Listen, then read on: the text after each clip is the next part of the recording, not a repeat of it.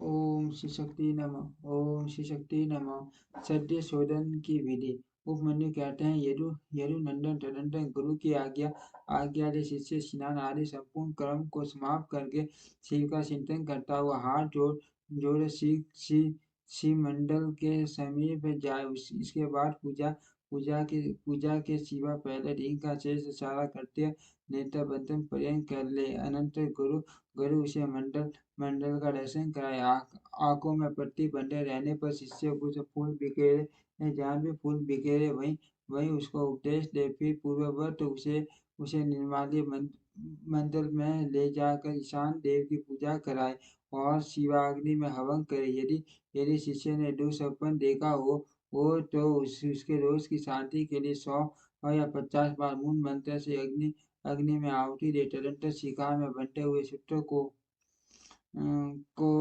पूर्ववत लटकाकर आधार शक्ति शक्ति की पूजा से लेकर निवृत्ति कला संबंधी बागेश्वर की पूजन पर्यंत सब कार्य होम पूर्वक करे। इसके बाद निवृत्ति काल में व्यापक छठी बागेश्वर पंचांग करके मंडल में महादेव जी के पूजन पूर्वक 3 आहुतियां दे। शिष्य को एक ही समय संपूर्ण योनियों में प्राप्त कराने की याचना करे। फिर शिष्य के सूत्र में शरीर में ताड़न प्रोक्षण आदि करके आत्मचैतन्य को लेकर द्वादशांत्य में निवेदन करे। फिर वहां से भी उसे लेकर आचार्य मूल मंत्र से शास्त्रोक्त मानसिक भावना से एक ही साथ संपूर्ण योनियों में करे।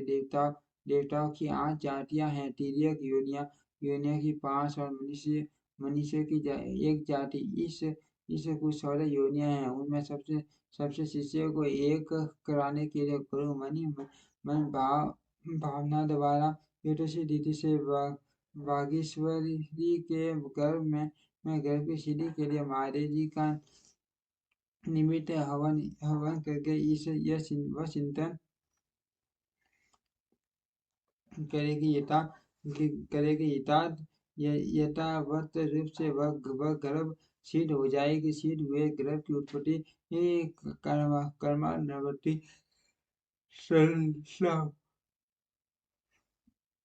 भोग प्राप्ति और प्राप्त पीढ़ी का चिंतन करे। तत्पश्चात हुई उस जीवन के उद्धार तथा जाति आयु एवं भोग के संस्कार की सिद्धि के लिए तीन आहुतियां हवन करके श्रेष्ठ गुरु महादेव जी से प्रार्थना करे।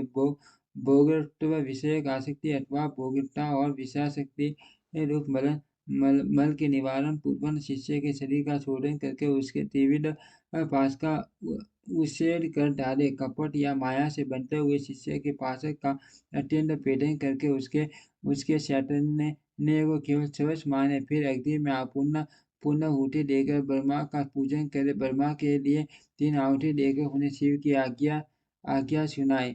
पितामह तवया नास्य या तो सवय न पर पदन प्रतिबंधो विद्यातवय श्यावज्ञाप गरीयसी। पितामह, यह जीव शिव के परम पद को जानने वाला है। तुम्हें इसमें विघ्न नहीं डालना चाहिए। यह भगवान शिव की गुरुतर आज्ञा है। ब्रह्मा जी को शिव का यह आदेश सुनाकर उनकी विधिवत पूजा और विसर्जन करके महादेव जी की रचना करे और उनके लिए 3 आहुतियां दे।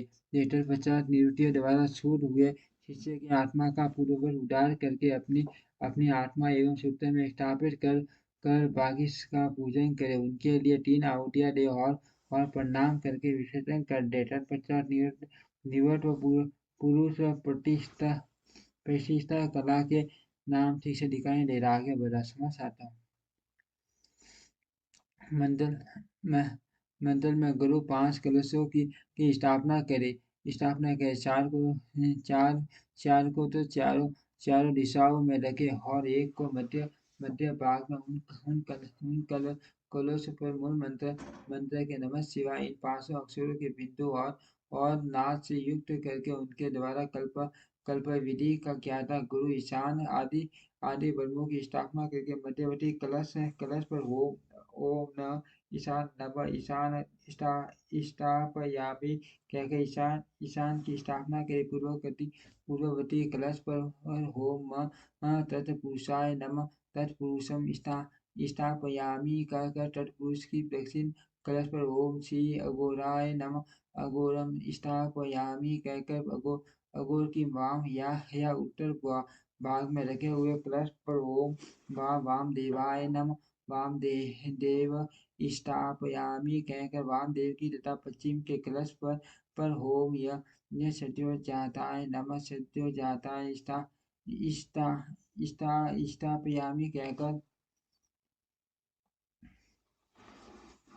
कहकर कहकर सद्यो जाट की स्थापना करी टरंटर रक्षा विधान करके मुद्दा बादन के कलशों को अभिनंदित करे। इसके बाद पूर्ववत शिवाग्नि में होम आरंभ करे। पहले होम के लिए जो आदि खीर रखी गई थी उसका हवन करके शेष भाग शिष्यों को खाने के लिए दे पहले की भांति मंत्रों का तर्पणार्थ क्रम करके पुण्यहुति होम करके 50 प्रदीप कर्म करे। प्रदीप कर्म में ओम नमः शिवाय पट स्वा का उच्चारण करके कर्म सत्य आदि अंगों को 3 आहुतियां देनी चाहिए। अंगों हृदय शीर शिखा कवच नेत्रत्रय और अस्त्र इन सखी करना है। इनमें से एक अंगों को 3 बार मंत्र पढ़कर 3 आहुतियां देनी चाहिए। इन सब के स्वरूप का तेज स्वरूपी शरीर रूप में चिंतन करना चाहिए। इसके बाद बलवान की कुमारी कन्या के द्वारा काटे हुए सफेद छूट को एक बार त्रिगुण करके पुण्य त्रिगुण करके फिर उन छूटों को अभिमंत्रित करके उसका एक छोर शिष्य की शिखा के अग्रभाग में बांध दे। शिष्य सिर ऊंचा करके खड़ा हो जाए। उस अवस्था में वह सूर्य उसके पैर के अंगूठे तक लटकता रहे। सूर्य को इस तरह लटका कर उसमें सूचना नादी की योजना करे। फिर मंत्र के गुरु शांतमुद्रा के साथ मूल मंत्र से 3 आहुतियां का होम करके उस नादी को लेकर उस सूत्र में स्थापित करे। फिर पूर्ववत फूल फेंक कर शिष्य के हृदय में ताड़न करे और उससे चैतन्य को लेकर 12 आहुतियों के पश्चात शिव को निवेदित कर उसे लटकते हुए सूत्रों को एक सूत्र से जोड़े और हु फट मंत्र से रक्षा करके उस सूत्र को शिष्य के शरीर में लपेट दे। फिर यह भावना करे कि शिष्य का शरीर मुलट्य में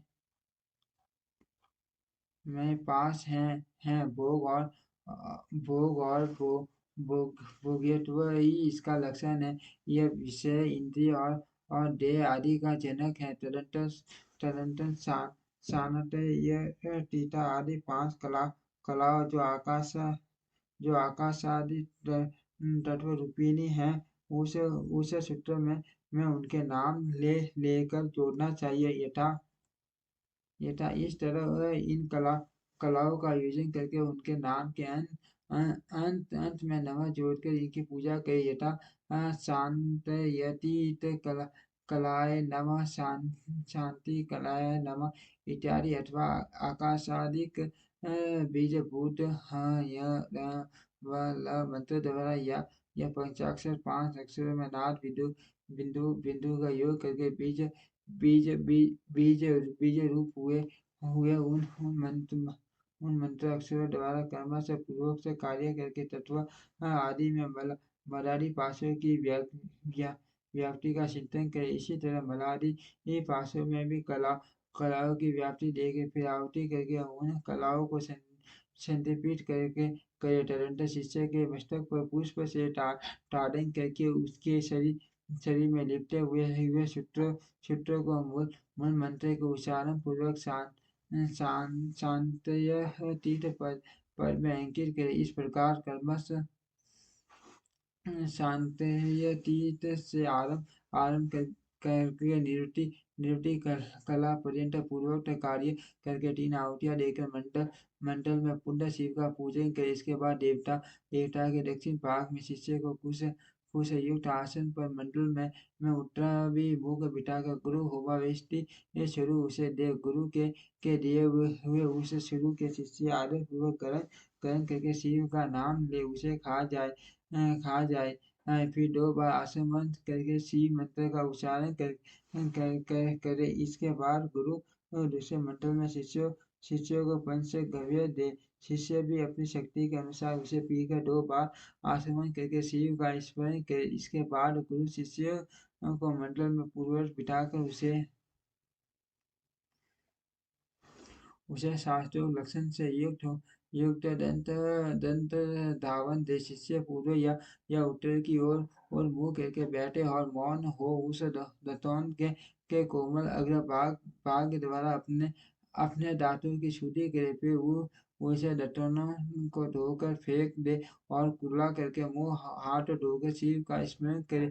फिर गुरु की आज्ञा पाकर शिष्य हाथ जोड़े हुए शिव मंडल में प्रवेश करे। उस फेंके हुए दंतों को यदि उन्हें पूर्व उत्तर या पश्चिम दिशा में अपने सामने देख लिया तब तो मंगल है, अन्यथा अन्य दिशाओं में देखने पर अमंगल होता है। यदि निर्दिष्ट दिशा की ओर वह दिख जाए तो इसके रोपण की शांति के लिए गुरु को मूल मंत्र से 108 या 51 आहुतियों का होम करे। तत्पश्चात शिष्य का स्पर्श करके उसके कान में शिव नाम का जप करके महादेव जी के दक्षिण भाग में दूसरे शिष्य को बिठाए। वहाँ नूतन वस्त्र पर बिछे हुए कुश के अभिमंत्रित आसन पर पवित्र हुआ शिष्य मन ही मन शिव का ध्यान करते हुए पूर्व की ओर और सिराना करके रात में सोए। शिखा में सूत बंधे हुए उस शिष्य की शिखा से ही बांध कर गुरु नूतन वस्त्र द्वारा ओंकार उच्चारण करके उसे ढक दे। फिर शिष्य के चारों ओर भस्म तिल और सरसों से 3 रेखा खींच कर फट मंत्र का जप करके रेखा के भाग में दीपपाल के लिए बलि दे। शिष्य भी उपासना पूर्वक वहां रात में सोया रहे और सवेरा होने पर उठकर अपने देखे हुए स्वप्न की बातें गुरु को बताए। ओम श्री शक्ति नमः। ओम श्री शक्ति नमः। ओम श्री शक्ति नमः। ओम श्री शक्ति